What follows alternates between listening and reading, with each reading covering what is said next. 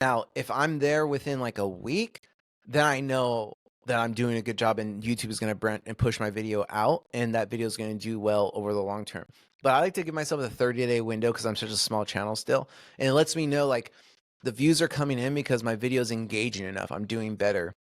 And then I also like to think of it as like you are the algorithm because people like to, the algorithm wants this, the algorithm wants that. YouTube wants people to make videos that keep people on the platform. Mr. Beast has said it. And the best way to describe it is if you're creating any type of content, when you watch the video, if you cannot watch it all the way through, you might need to do some tweaks. Or if you can watch it all the way through, but you can't do any better, just accept it, post it. You're going to get better on the next video. Don't obsess about it. But for me, one big rule that I have is I need to be able to watch one of my videos and not know I just watched a minute of video. And because like all the best YouTube videos I watch, all the YouTubers I love, I'm like 2 minutes into one of their videos and I didn't even realize 2 minutes had gone by.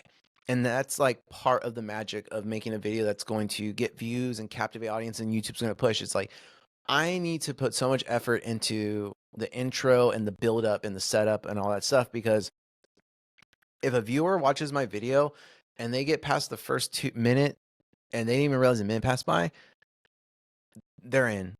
And a lot of people will say there's like someone had like like a number. I forgot what it was, but I was like, that's like roughly about a minute to 2 minutes. That's what my theory's been. It was like some convention on YouTube, and this person was like, if you can get this to like 75% or whatever.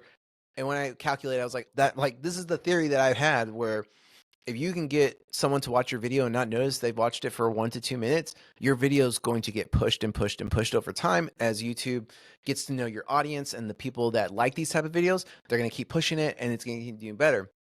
But if I went based on like retention, it would distract me from like the views is what matters ultimately and your subscriber count. And I also don't ask people to subscribe my videos because I focus on the quality of the video, and the packaging and everything. I'm like, so yeah, long answer short, I think retention is something to think about, but there are so many other factors to making a quality YouTube video, like thumbnail, title, idea to a degree, and like your script in general. You can't polish a shitty script with video effects and stuff like that.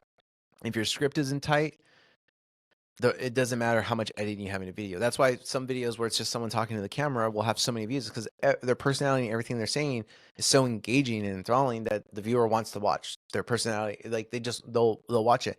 Whereas someone who can have a whole bunch of crap going on screen, but a shitty script, people are going to click off because like you can't polish a turd essentially. So yeah, I go back to like movies and like if you don't have a good script, you shouldn't be on the set. And I think No.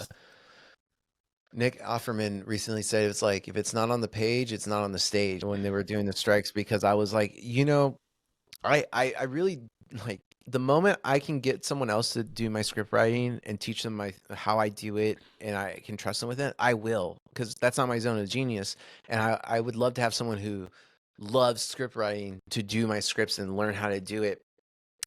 But I also am like, I will review the scripts because if the script isn't where it needs to be, the video will never be where I need it to be. Again, I'm aiming for sevens.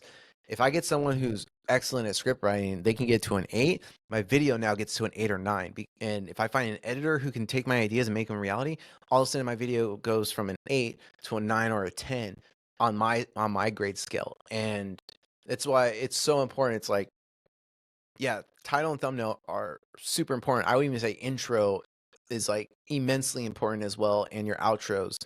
And it's all part of packaging, but people don't think about that stuff. But man, that script, if your script isn't tight, it's just you're wasting the viewer's time, you're wasting your time. But I think it's even more important. Like you don't want to waste someone else's time. Time is so limited. It's a finite resource. Everything should matter that what you put into a video and what you say in every line. And someone should be getting value out of every word that you say and how you're building it up at all times. Where do you get your storytelling inspiration from, and how do you still ethically? Like, how do you still like an artist? Oh, so because I'm in music, Oh I yeah. grew up doing cover bands, writing all music. So for me, it's like the way I approach that stuff is the same way I approach music. It's you take inspiration from, and I truly believe that whatever you're trying to emulate and do, your way of doing it is just naturally going to come out different if you're staying true to yourself as a creative. So it's like I really love the film theory, game theory channels like Matt Pat's stuff. Huge inspiration. Finzar as well. So a lot of the stuff that they do in their videos, I've tried to figure out and do in my videos, and my version's always different because what I actually like, the inspiration is different, and what I end up doing is different because what I want to come out of that thing is different. So for me, it's all about like, oh, what do I like here? What do I like there? When I see something that I like, I put it into a playlist and I'll just make notes in my Apple Notes of like inspiring things I've seen in other videos.